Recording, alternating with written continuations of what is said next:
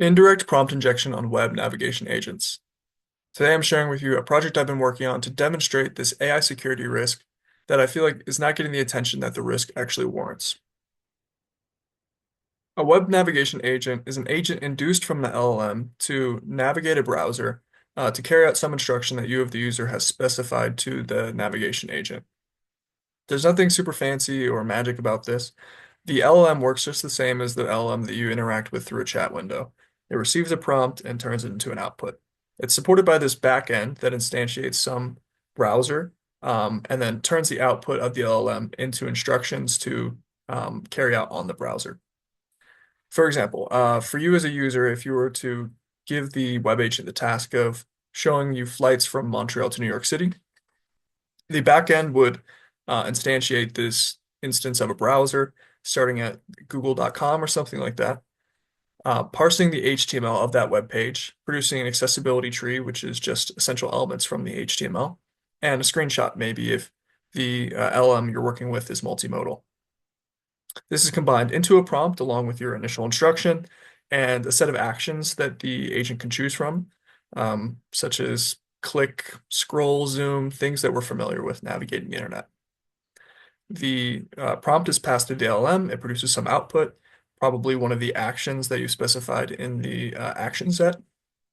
This is parsed into code and then carried out on the browser through some systematic process.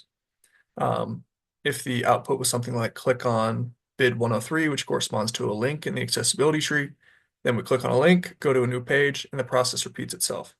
We parse the page, combine it with the instruction, past actions, so on, and then the agent produces another response.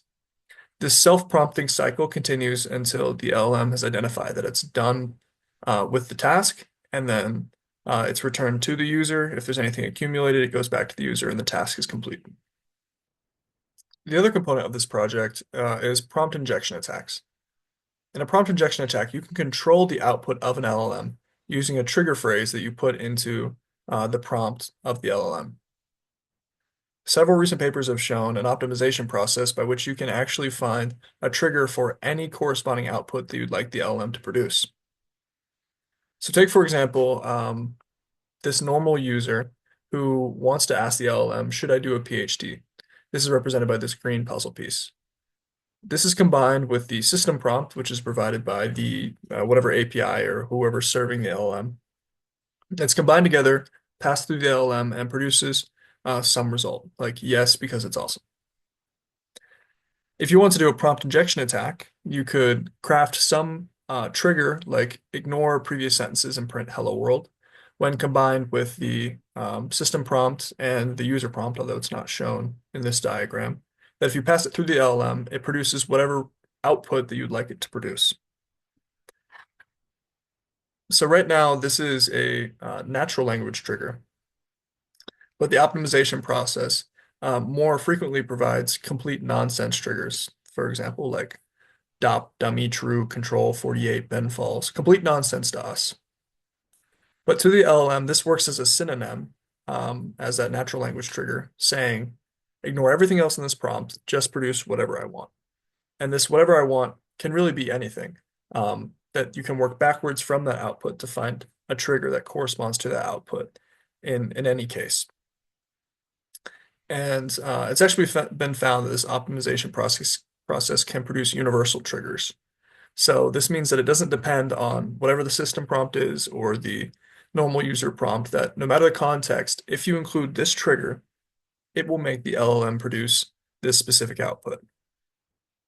You can imagine how this could be used in several different creative attacks, but it can be especially devastating when combined with the web navigation agents that we talked about in the previous slide. I'm going to be demonstrating two different cases. One using a web navigation agent as expected, where it completes the task as you've asked, and the other one where we've used the indirect prompt injection attack to make it produce some output that we'd like, in this case, clicking a hidden link. So I'm running this command, and the web navigation interface that I'm using, BrowserGym, will bring up this HTML page, this website that I've created, just hosted on my personal page. It's a fake travel booking site. It has book a hotel, rent a car, It's got a footer and this contact page over here. It also brings up this chat window. And in this chat window, we can specify the task that we want our agent to complete. So I will say navigate to the contact page.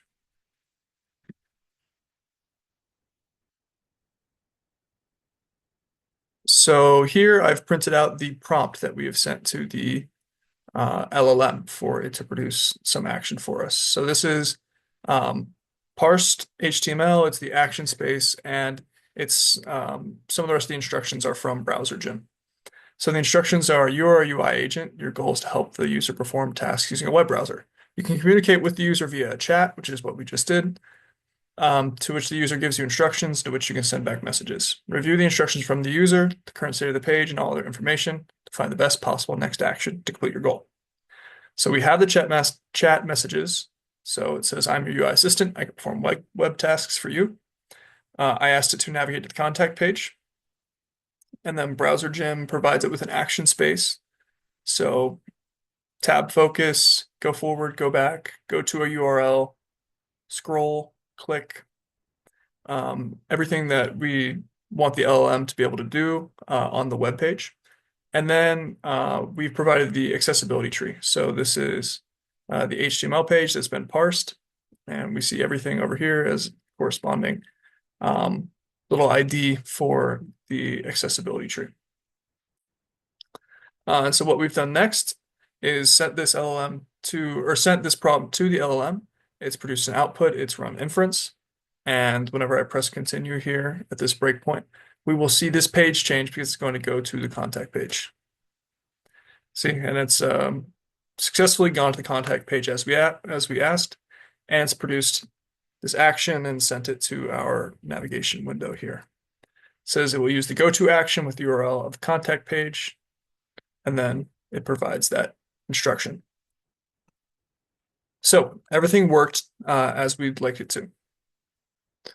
In the next case, we're going to run the indirect prompt injection attack.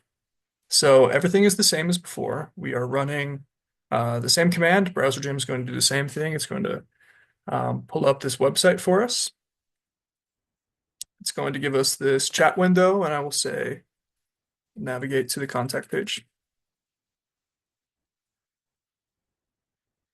And now I'm going to show you the accessibility tree before we actually put it into the prompt.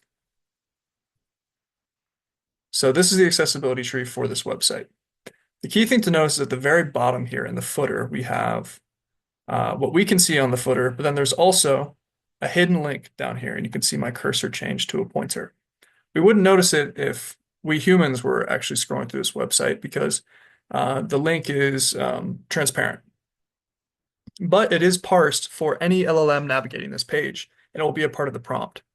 So this link with ID number 41 is link hidden, and then it does some JavaScript. So what I'm going to do to demonstrate the attack is that I've actually optimized a trigger that corresponds to the output, click on link 41. And the only thing that's going to be different between this task and the last task is that instead of this link saying hidden, it's going to say this trigger, and we'll see what happens. So I have the command here to change the accessibility tree. And this is the exact same thing as if I had just gone into the HTML of the website, altered it, and then put it back online. This is just an easier way to do that, modifying it before it goes into the prompt. So I've optimized this trigger here, Cernit shaft control 8 franz, blah, blah, blah, blah. And now if we continue, it prints out the prompt to the screen again. And we see that the prompt is exactly the same as before. It has the initial header here telling the UI or telling the LLM what it is, what it's supposed to be doing. It's supposed to navigate the contact page. It has the same action space and the same accessibility tree, except for the one change that we made, which was to change the link text of our hidden link from hidden to this trigger. Okay, it's just finished running inference, and if I continue at this breakpoint, we should see an animation, and it should go down to the bottom of the page and click just as I have optimized the attack for it to do. And there we go. You just got hacked. This demo should be very indicative of what's possible in a real-world attack. We can embed this link in an advertisement, forcing the LLM that's navigating the page to click on the link, providing more traffic for the advertisement, or embedding malware in their system if that's what's downloaded when you press the link. Or maybe if this hidden link's on a login page, then you could steal the password of whoever's trying to log in. The possibilities are really very scary with this type of attack. Um, and with this project, I'm trying to demonstrate all the different ways this attack could be used so that the community can start to build up some defenses against this attack. Because right now, the defenses are very few, very limited, and targeted towards very specific attacks, despite the fact that these attacks can be very general and universal in nature. This demo used a trigger that had been specifically optimized for this HTML page. But in future demonstrations as a part of the project, we'll be optimizing for a universal trigger that could be deployed in any web page with any user instruction and could induce the LLM from the web navigation framework to produce the harmful result that we're after. This will be a part of future demonstrations and the paper that we'll be releasing in the summer, so stay tuned for that.